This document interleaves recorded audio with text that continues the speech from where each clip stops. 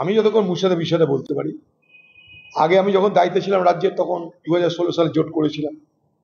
তার ফলাফলে কংগ্রেস বিরোধী দলের স্বীকৃতি পেয়েছিল। তারপরে টলমলে হয়েছে। আমরা পঞ্চায়েত নির্বাচন একসঙ্গে করেছি, বাম কংগ্রেস। আমরা গত লোকসভা একসঙ্গে করেছি, বাম কংগ্রেস। ফলে আমার তরফ থেকে অন্তত মুর্শিদাবাদের ক্ষেত্রে আমাদের কোনো রিজার্ভেশন নেই এই ব্যাপারে, যে বামের সঙ্গে কংগ্রেসের হতে পারে না, এমন করে আমার তরফ থেকে নেই।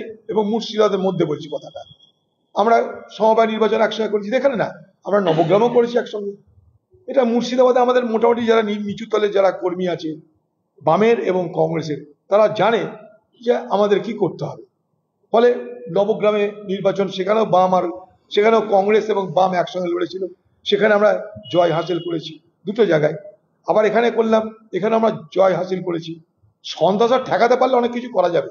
সন্ত্রাস ঠেকানো গেছে, তার একটাই কারণ, কোর্ট সেখানটায় হস্তক্ষেপ করেছিল।